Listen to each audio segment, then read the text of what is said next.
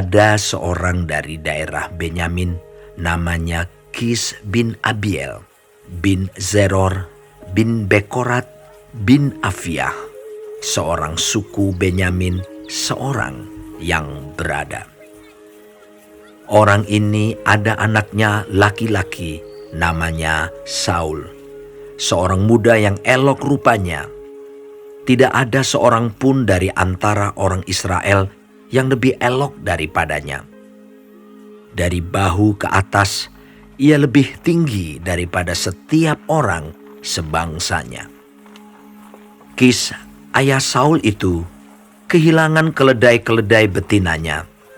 Sebab itu berkatalah Kis kepada Saul, anaknya, "Anakku, ambillah salah seorang bujang, bersiaplah, dan pergilah mencari keledai-keledai itu." Lalu mereka berjalan melalui pegunungan Efraim. Juga mereka berjalan melalui tanah Salisa, tetapi tidak menemuinya. Kemudian mereka berjalan melalui tanah Sahalim, tetapi keledai-keledai itu tidak ada. Kemudian mereka berjalan melalui tanah Benyamin, tetapi tidak menemuinya. Ketika mereka sampai ke tanah Zuf, berkatalah Saul kepada bujangnya yang bersama-sama dengan dia, "Mari, kita pulang. Nanti ayahku tidak lagi memikirkan keledai-keledai itu, tetapi khawatir mengenai kita."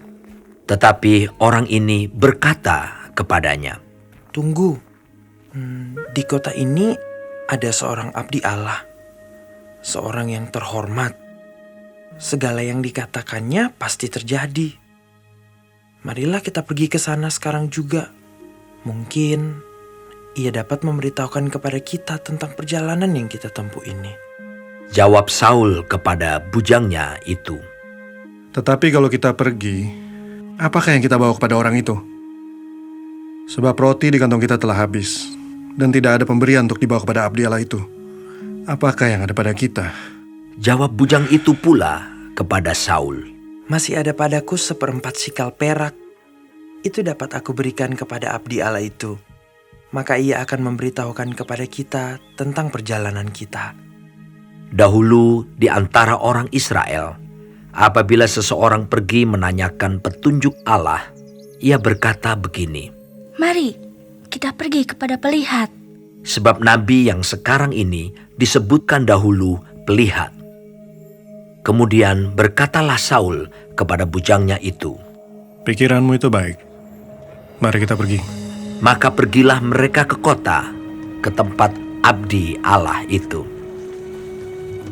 Ketika mereka naik jalan pendakian ke kota itu, mereka bertemu dengan gadis-gadis yang keluar hendak menimba air. Mereka bertanya kepada gadis-gadis itu, "Pelihat ada di sini?" Jawab gadis-gadis itu kepada mereka, "Ya, ada. Baru saja ia mendahului kamu. Cepat-cepatlah sekarang. Ia datang ke kota hari ini karena ada perjamuan korban untuk orang banyak di bukit pada hari ini. Apabila kamu masuk ke kota, kamu akan segera menjumpainya sebelum ia naik ke bukit untuk makan. Sebab orang banyak tidak akan makan sebelum ia datang, karena dialah yang memberkati korban. Kemudian barulah para undangan makan. Pergilah sekarang, sebab kamu akan menjumpainya dengan segera." Maka naiklah mereka ke kota, dan ketika mereka masuk kota, Samuel yang berjalan keluar untuk naik ke bukit berpapasan dengan mereka. Tetapi Tuhan telah menyatakan kepada Samuel sehari sebelum kedatangan Saul, demikian, "Besok kira-kira waktu ini, aku akan menyuruh kepadamu seorang laki-laki dari tanah Benyamin. Engkau akan mengurapi dia menjadi raja atas umatku Israel, dan ia akan menyelamatkan umatku dari tangan orang Filistin. Sebab aku telah memperhatikan sengsara umatku itu, karena teriakannya telah sampai kepadaku." Ketika Samuel melihat Saul, maka berfirmanlah Tuhan kepadanya, "Inilah orang yang kusebutkan kepadamu itu.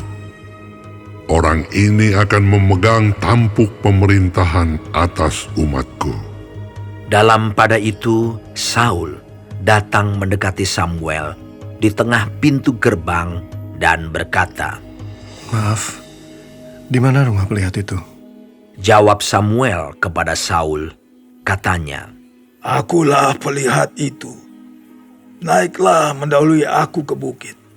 Hari ini kamu makan bersama-sama dengan daku. Besok pagi aku membiarkan engkau pergi, dan aku akan memberitahukan kepadamu segala sesuatu yang ada dalam hatimu. Adapun keledai-keledaimu yang telah hilang 3 hari lamanya sampai sekarang, janganlah engkau khawatir, sebab telah diketemukan. Tetapi siapakah yang memiliki segala yang diingini orang Israel? Bukankah itu ada padamu dan pada seluruh kaum keluargamu? Tetapi jawab Saul, Bukankah aku seorang suku Benyamin, suku yang terkecil di Israel? Dan bukankah kaumku yang paling hina dari segala kaum suku Benyamin? Mengapa Bapa berkata demikian kepadaku? Sesudah itu Samuel mengajak Saul dan bujangnya. Dibawanya ke pendopo dan diberikannya kepada mereka tempat utama di depan para undangan, yang banyaknya kira-kira 30 orang. Berkatalah Samuel kepada juru masak, Berikanlah sekarang bagian yang diberikan kepadamu tadi, dengan pesan, simpanlah ini dahulu. Lalu juru masak itu menghidangkan paha dan apa yang termasuk ke situ dan meletakkannya ke depan Saul. Dan Samuel berkata, Lihat, yang tinggal ini diletakkan ke depanmu. Makanlah, sebab telah disimpan bagimu untuk perayaan ini. Ketika aku berkata aku telah mengundang orang banyak. Demikianlah pada hari itu Saul makan bersama-sama dengan Samuel. Sesudah itu turunlah mereka dari bukit ke kota. Dan Samuel bercakap-cakap dengan Saul di atas sotoh. Mereka bangun pagi-pagi, dan ketika fajar menyingsing, Samuel memanggil Saul yang ada di atas sotoh itu. Katanya, Bangunlah, aku akan mengantarkan engkau. lalu Saul bangun dan mereka keduanya pergi keluar, yakni ia dan Samuel. Ketika mereka turun sampai ke ujung kota, berkatalah Samuel kepada Saul, Katakanlah kepada bujang itu, supaya ia pergi mendahului kita. Tetapi berhentilah engkau sebentar, maka aku akan memberitahukan kepadamu firman Allah.